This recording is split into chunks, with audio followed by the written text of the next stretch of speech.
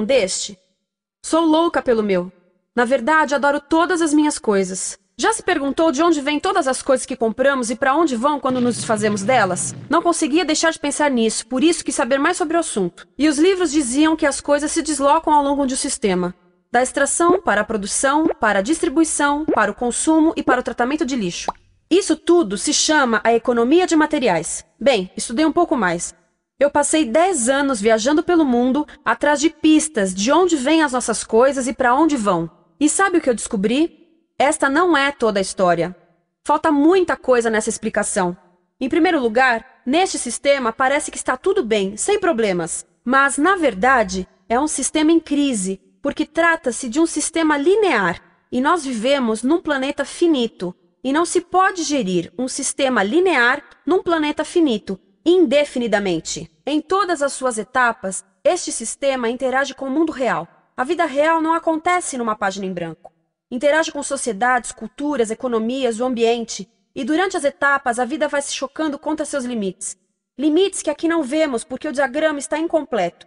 Então voltemos atrás para preencher alguns espaços e ver o que falta. Uma das coisas mais importantes em falta são as pessoas. Sim, pessoas. As pessoas vivem e trabalham em todas as etapas desse sistema, onde algumas são um pouco mais importantes que outras, algumas têm maior poder de decisão. Quem são elas? Comecemos pelo governo. Meus amigos dizem que eu devia usar um tanque para simbolizar o governo, e isso é uma realidade em muitos países, e cada vez mais também no nosso. Afinal, mais de 50% dos nossos impostos vão para os militares. Mas vou usar uma pessoa para simbolizar o governo, porque acredito nos valores e na visão de que o governo deve ser das pessoas, pelas pessoas, para as pessoas. A função do governo é olhar por nós, cuidar de nós. Esse é o seu trabalho. Depois vem as corporações. O que leva as corporações a parecerem maiores que o governo é porque elas são maiores que o governo. Atualmente, entre as 100 maiores economias da Terra, 51 são corporações. À medida que as corporações foram crescendo, em tamanho e poder, assistimos a uma pequena mudança no governo, como se estivessem mais preocupados com o bem-estar deles do que com o nosso. Muito bem, então vejamos o que mais falta nessa imagem. Começaremos pela extração, que é uma palavra pomposa para exploração de recursos naturais, que por sua vez é uma palavra pomposa para destruir o planeta. A verdade é que cortamos as árvores, arrebentamos as montanhas para extrair os metais, consumimos toda a água e exterminamos os animais. Aqui enfrentamos o nosso primeiro limite. Estamos ficando sem recursos naturais. Estamos utilizando demasiados materiais. Sei que isto pode ser difícil de ouvir, mas é a verdade. Por isso temos que lidar com isso. Durante apenas as 3 últimas décadas, foram consumidos 33% dos recursos naturais do planeta. Desapareceram. Cortamos, minamos, perfuramos e destruímos o planeta tão depressa que estamos debilitando a capacidade do planeta para sustentar o nosso modo de vida. Aonde eu vivo, nos Estados Unidos, resta-nos menos de 4% da nossa floresta original. 40% dos cursos de água estão impróprios para o consumo. E o nosso problema não é apenas estarmos utilizando demasiados recursos, mas o fato de estarmos utilizando mais do que a nossa parte. Temos 5% da população mundial, mas usamos 30% dos recursos mundiais. Se todos consumissem ao ritmo dos Estados Unidos, precisaríamos de 3 a 5 planetas. E sabem uma coisa? Só temos um. Então, a resposta do meu país a essa limitação é simplesmente ir tomar dos outros. Este é o terceiro mundo, que alguém dirá tratar-se apenas de uma expressão para designar o local para onde foram as nossas matérias-primas. E o que é que acontece? A mesma coisa, destruição do local. 75% das zonas de pesca do planeta estão sendo exploradas ao máximo ou além da sua capacidade. Desapareceram 80% das florestas originais do planeta. Só na Amazônia perdemos 2.000 árvores por minuto, o equivalente a um campo de futebol por minuto. Então, e as pessoas que vivem aqui? Bem, de acordo com esses sujeitos, eles não são donos desses recursos. Mesmo que vivam lá há gerações. Não são donos dos meios de produção, nem compram muitas coisas. Nesse sistema, quem não possui nem compra muitas coisas não tem valor. A seguir, as matérias-primas seguem para a produção, aonde utilizamos energia para misturar químicos tóxicos com recursos naturais para produzir produtos contaminados com tóxicos. Há atualmente no comércio mais de 100.000 químicos sintéticos. Apenas um punhado foi testado para avaliar o seu impacto na saúde, e nenhum foi testado em relação aos impactos sinérgicos na saúde, ou seja, a interação com todos os outros químicos aos quais estamos expostos diariamente. Por isso, desconhecemos o impacto total deles na saúde e no ambiente. Mas sabemos uma coisa: os tóxicos entram e saem. Enquanto continuarmos a introduzi-los nos nossos sistemas de produção industrial, continuaremos a inserir esses tóxicos nos produtos que levamos para nossas casas, trabalho e escolas, e claro, para nossos corpos. Como os BFRs, ou retardantes de incêndio à base de brometo, que tornam as coisas mais resistentes ao fogo, mas são super tóxicos. São neurotóxicos, ou seja, tóxicos para o cérebro. O que é que estamos fazendo usando esses químicos? Apesar disso, os usamos em nossos computadores, eletrodomésticos, sofás, colchões e até alguns travesseiros. Sim, pegamos nossos travesseiros, os revestimos com neurotoxinas, levamos para casa e dormimos por 8 horas com eles. Não sei, mas acho que num país com tanto potencial, poderíamos ter uma maneira melhor de evitar que as cabeças peguem fogo à noite. Sabia que essas toxinas vão se acumulando ao longo da cadeia alimentar e se concentram nos nossos corpos? Sabe qual é o alimento do topo da cadeia alimentar com o nível mais elevado de químicos tóxicos? O leite materno. Isto significa que os menores membros das nossas sociedades, os nossos bebês, recebem as maiores doses de químicos tóxicos das suas vidas a partir do leite das suas mães. Não acha que é uma incrível violação? A amamentação deveria ser o mais importante ato humano de nutrição. Deveria ser algo sagrado e seguro. A amamentação continua a ser o melhor e as mães devem amamentar, mas nós deveríamos proteger esse ato. Eles deviam protegê-lo. Eu pensava que zelavam pelos nossos interesses.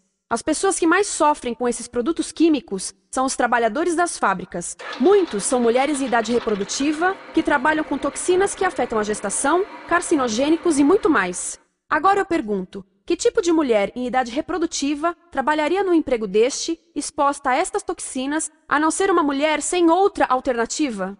Essa é uma das maravilhas desse sistema. A erosão dos ecossistemas e economias locais aqui garante um fluxo constante de pessoas sem alternativas. No mundo, há 200 mil pessoas por dia se deslocando de ambientes que as sustentaram ao longo de gerações para cidades, onde muitas vivem em bairros de lata, à procura de emprego, por mais tóxico que seja. Não só os recursos são desperdiçados ao longo desse sistema, mas também pessoas, comunidades inteiras são desfeitas. Sim, as toxinas entram e saem. Muitas delas saem das fábricas em produtos, e muitas mais saem como subprodutos, ou poluição. E estamos falando de muita poluição. Nos Estados Unidos, as indústrias admitem liberar mais de 1.800.000 quilos de químicos tóxicos por ano. Deve ser muito mais, porque isso é o que eles admitem. Trata-se de outro limite, porque quem quer ver e respirar 1.800.000 quilos de químicos tóxicos por ano? Então o que eles fazem? Mudam as fábricas poluidoras para o estrangeiro, para poluir outros países. Mas, surpresa, grande parte dessa poluição volta para nós trazida pelo vento. E o que acontece depois de todos os recursos naturais serem transformados em produtos? Passam por aqui, para a distribuição, o que significa vender todo o lixo contaminado com toxinas o mais rápido possível. Aqui, o objetivo é manter os preços baixos, com as pessoas comprando os produtos em constante movimento. Como eles mantêm os preços baixos? Pagam salários baixos aos trabalhadores das lojas e restringem o acesso aos seguros de saúde sempre que podem. Tudo se resume em exteriorizar os custos. O verdadeiro custo da produção não se reflete no preço. Em outras palavras, não pagamos aquilo que compramos. Outro dia estive pensando nisto. Ia a caminho do trabalho e queria ouvir as notícias. Por isso entrei numa loja para comprar um rádio. Encontrei um pequeno rádio verde engraçado que custava $4,99. Na fila do caixa pensei, como $4,99 podem refletir o custo da produção e transporte desse rádio até ele chegar nas minhas mãos? O metal deve ter sido extraído na África do Sul. O petróleo provavelmente do Iraque.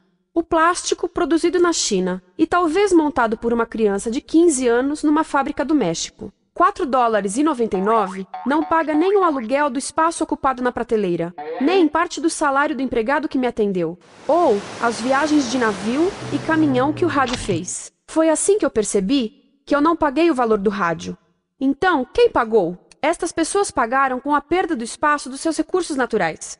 Estas pagaram com a perda do ar puro, com o aumento de doenças como asma e câncer. As crianças do Congo pagaram com o seu futuro, pois 30% delas abandonam a escola para trabalhar nas minas de coltan, um metal que usamos em aparelhos eletrônicos baratos e descartáveis. Estas pessoas pagaram por não ter direito ao seguro de saúde. Ao longo desse sistema, pessoas contribuíram para que eu comprasse o rádio por $4,99. Mas essas contribuições não são registradas por nenhum contabilista. É isto que eu quero dizer com exteriorizar o verdadeiro custo de produção. E isso nos leva à seta dourada do consumo. O coração do sistema, o motor que impulsiona. É tão importante proteger esta seta que se tornou prioridade daqueles dois sujeitos. É por isso que, após o 11 de setembro, quando nosso país estava em choque, o presidente Bush poderia ter sugerido fazer luto, rezar, ter esperança, mas não, ele disse para fazermos compras. Compras! Nos tornamos uma nação de consumidores. Nossa principal identidade passou a ser de consumidores. Não mães, professores, agricultores, mas consumidores. Nosso valor é medido e demonstrado pelo quanto contribuímos para esta seta. Quanto consumimos. Não é isso que fazemos? Compramos, compramos, compramos. Manter os produtos circulando. E como circulam? Sabe qual a porcentagem dos produtos que circulam através desse sistema que ainda são usados 6 meses depois da venda na América do Norte? 50%? 20%? Não, 1%. 1. Em outras palavras, 99% das coisas que nós cultivamos, processamos, transformamos, 99% das coisas que percorrem o sistema são lixo em menos de 6 meses. Como é que podemos gerir um planeta com esse nível de rendimento? Mas não foi sempre assim. Hoje, o consumidor médio americano consome o dobro que há 50 anos. Pergunte à sua avó. No tempo dela, a boa gestão, a engenhosidade e a poupança eram valorizados. Então, como é que isso aconteceu? Bem, não aconteceu simplesmente. Foi planejado. Pouco depois da Segunda Guerra Mundial, estes sujeitos estudavam a forma de impulsionar a economia. O analista de vendas Victor Lebow articulou a solução que se tornaria a norma de todo o sistema. Ele disse: a nossa enorme economia produtiva exige que façamos do consumo a nossa forma de vida, que tornemos a compra e uso de bens em rituais, que procuremos a nossa satisfação espiritual, a satisfação do nosso ego no consumo. Precisamos que as coisas sejam consumidas, destruídas, substituídas e descartadas a um ritmo cada vez maior. O conselheiro econômico do presidente Eisenhower disse: o principal objetivo da economia americana é produzir mais bens de consumo. Mais bens de consumo? O nosso principal objetivo?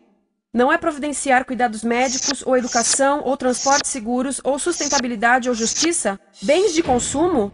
Como é que eles nos fizeram adotar esse sistema de forma tão entusiástica? Bem, duas das suas estratégias mais bem-sucedidas são a obsolescência planejada e a obsolescência perceptiva. A obsolescência planejada é uma outra forma de dizer criado para ir para o lixo. Eles fazem as coisas de modo que sejam inúteis tão rápido quanto possível para jogarmos fora e voltarmos a comprar. Isso é óbvio em sacolas ou copos de plástico, mas verifica-se isso em coisas maiores como esfregões, DVDs, máquinas fotográficas, churrasqueiras, quase tudo, até computadores. Já reparou que quando compra um computador, a tecnologia muda tão rápido que em poucos anos se torna quase um impedimento para a comunicação? Fiquei curiosa e abri um desses computadores para ver o que tinha dentro, e descobri que a peça que se muda a cada ano é apenas uma pecinha no canto. Mas não se pode mudar apenas essa peça, porque cada nova versão tem um formato diferente. Tem que jogar tudo fora e comprar um novo. Estive lendo sobre o design industrial da década de 50, quando a obsolescência planejada começou a aparecer. Esses designers eram muito claros sobre o assunto. Chegavam a debater quão rápido conseguiam que um aparelho avariasse, mas de modo que o consumidor mantivesse fé suficiente para ir comprar outro. Foi tão intencional, mas as coisas não avariam suficientemente rápido para manter essa seta funcionando. Por isso existe também a obsolescência perceptiva. A obsolescência perceptiva nos convence a jogar fora coisas que ainda são perfeitamente úteis. Como fazem isso? Mudam a aparência das coisas. Por isso, se comprou suas coisas há alguns anos, todos percebem que você não tem contribuído para essa seta. E como o nosso valor depende da nossa contribuição para essa seta, isso pode ser embaraçoso. Por exemplo, se eu tiver o mesmo monitor de computador gordo e branco na minha mesa por 5 anos e a minha colega tiver comprado um computador novo, ela vai ter um monitor plano brilhante que combina com o computador, com o celular e até com as canetas. Ela parece estar operando uma nave espacial e eu pareço que tenho uma máquina de lavar na mesa. A moda é outro bom exemplo. Já se perguntou por que os saltos dos sapatos das mulheres passam de largos para finos num ano e no próximo de finos para largos? Não é por haver um debate sobre qual deles é mais saudável. É porque usar saltos largos num ano de saltos finos mostra que você não contribuiu recentemente para a seta. Por isso não vale tanto quanto a pessoa com saltos finos ao seu lado, ou em um anúncio. É para comprarmos sapatos novos. A publicidade e a mídia em geral têm um papel importante nisto. Cada um de nós nos Estados Unidos é bombardeado com mais de 3.000 anúncios por dia. Vemos mais publicidade num ano do que as pessoas há 50 anos viam em toda a vida. Qual é o objetivo de um anúncio, se não nos fazer infelizes com o que temos? Por isso, nos dizem 3.000 vezes por dia que o nosso cabelo está errado, nossa pele, nossa roupa, nossos móveis, nossos carros, nós estamos errados. Mas tudo se resolve se formos às compras. A mídia também ajuda a esconder tudo isto e isto. Por isso, a única parte da economia que vemos são as compras. A extração, produção e envio para o lixo acontecem fora do nosso campo de visão. Por isso, nos Estados Unidos, temos mais coisas do que tivemos antes, mas pesquisas mostram nossa felicidade declinando. Nossa felicidade teve seu pico na década de 50, a mesma época em que a febre consumista explodiu. Coincidência interessante. Acho que sei o porquê. Temos mais coisas, porém menos tempo para o que realmente nos faz felizes. Amigos, família, tempo livre. Estamos trabalhando mais do que nunca. Analistas dizem que não temos tão pouco tempo livre desde a sociedade feudal. E sabem quais são as duas atividades que mais fazemos no pouco tempo livre que temos? Ver televisão e fazer compras. Nós, americanos, passamos 3 a 4 vezes mais tempo comprando do que os europeus. Assim, nessa situação ridícula, vamos trabalhar talvez em 2 empregos, e quando chegamos em casa exaustos e sentamos no sofá novo para ver televisão, os anúncios dizem que não prestamos, então vamos às compras para nos sentirmos melhor. Depois trabalhamos mais para pagar o que compramos e chegamos em casa mais cansados, vemos mais televisão que nos diz para fazermos compras outra vez, e estamos nesse ciclo de trabalhar, ver, comprar, e podíamos simplesmente parar. Então, no final, o que acontece a todas essas coisas que compramos? Nesse ritmo de consumo, não cabe tudo em casa, apesar do tamanho médio das casas ter duplicado nesse país desde os anos 70. Vai tudo para o lixo, e isso nos leva ao tratamento do lixo. Essa é a parte da economia de materiais que conhecemos melhor, porque nós temos de levar o lixo até a esquina. Cada americano produz 2 quilos de lixo por dia, o dobro do que fazíamos há 30 anos. Todo esse lixo ou é despejado num aterro, que é um grande buraco no chão, ou ainda pior, primeiro é incinerado e depois despejado no aterro. As duas formas poluem o ar, o solo, a água, sem esquecer que alteram o clima. A incineração é realmente ruim. Lembra daqueles tóxicos da fase da produção? Bem, queimar o lixo libera esses tóxicos no ar. Pior ainda, produz supertóxicos novos, como a dioxina. A dioxina é a substância mais tóxica feita pelo homem, e os incineradores são a principal fonte de dioxina.